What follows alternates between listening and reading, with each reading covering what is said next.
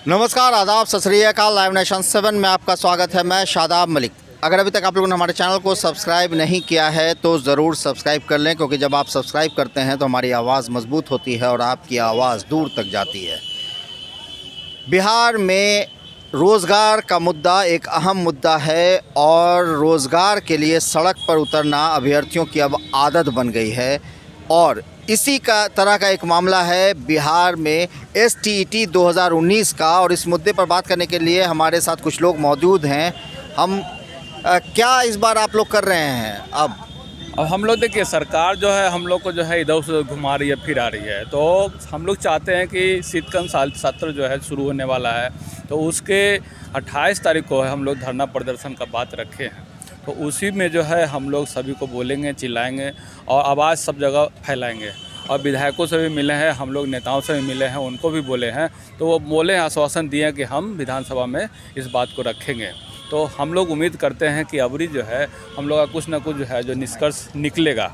सबसे बड़ी बात है कि हम लोग नोटिफिकेशन के आधार पर जो है हम लोग एग्ज़ाम दिए थे, और उस आधार पर जो है सभी लोग जो है नोटिफिकेशन के आधार पर सारे लोग एग्ज़ाम दे करके ऑनलाइन आए थे कोरोना काल में, और सब लोग मेरिट में भी आए थे। तो सबसे बड़ी बात है कि मेरिट में आने के बाद भी हम लोग को जो है कोई सुनवाई करने वाला नहीं है।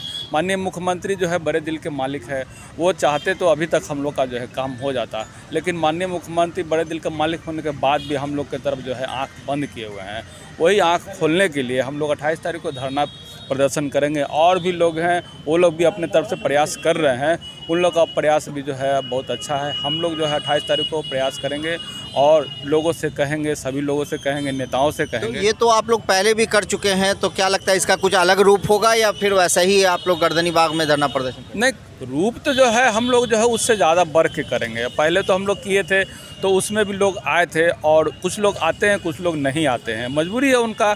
बहुत से लोग जो है महिला लोग हैं, वो लोग आना चाहती हैं, लेकिन महिला लोग नहीं आ पाती है। क्यों? क्योंकि उनके साथ आना मुश्किल हो जाता है। लोग, एक आदमी उनको चाहिए आने जाने के लिए, अकेले तो आ नहीं सकती हैं, लेकिन वो बेबस है, नहीं आ पाती है। बहुत मेहनत करके वो लोग जो है मेरिट में आई हैं, लेकिन उन लोगों को भी जो है नहीं है जो मौका मिल रहा है। अब सवाल ये है कि कहते हैं कि हमारा जो है साइलेंट वोटर है, तो साइलेंट वोटर है तो भैया वो लोग भी तो महिला है, वो लोग भी तो पढ़ लिख कर आगे बढ़ी है, रोज़ पढ़ती है, रोज़ काम करती है, बात भी सुनती है घर में, उसके बाद भी जो है वो मेरिट लिस्ट में है, ट्यूशन पढ़ती है, रात में पढ़ती है, मतलब सब काम करके पढ़ती है, उसके बाद मेरिट में आती है, उसको भी आप सम्मान नहीं दे रहे हैं।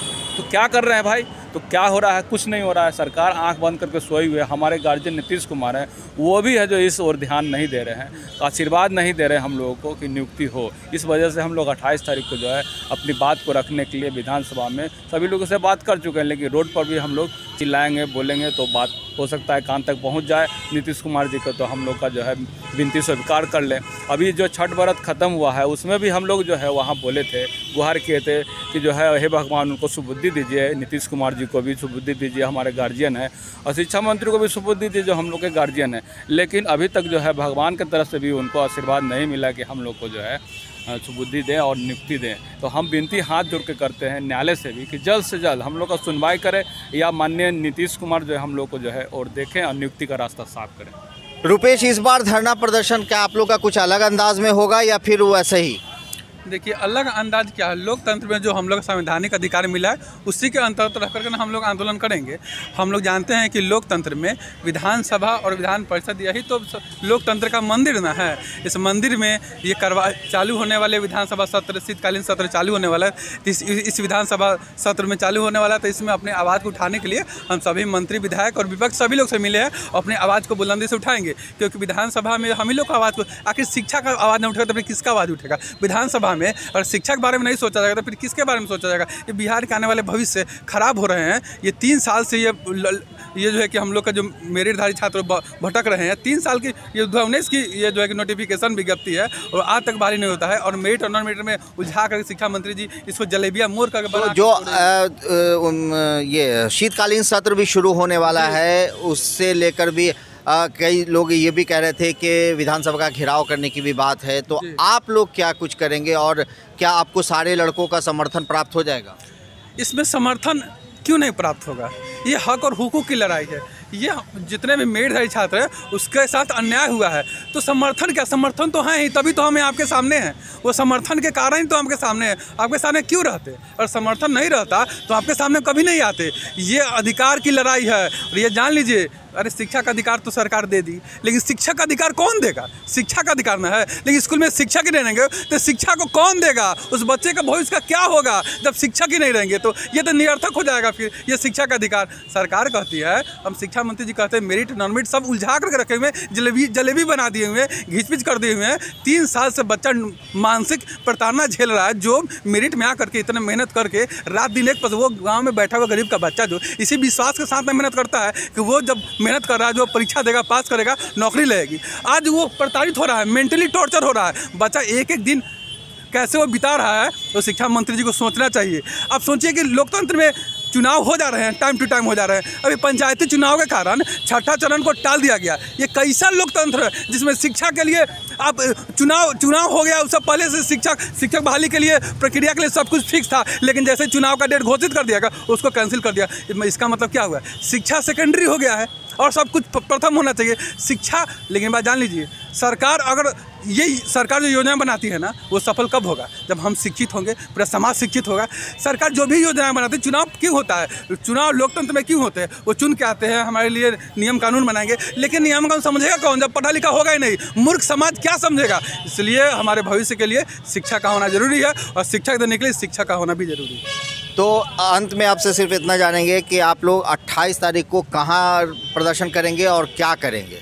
जी, गर्दनी बाग में हम लोग प्रदर्शन करेंगे और सड़क से सदन तक अपनी आवाज़ को उठाएंगे। सड़क पे हम लोग और हम लोग को जो माननीय जो चुन कर गए हैं सदन में, वो विधानसभा में हमारी आवाज़ को उठाएंगे।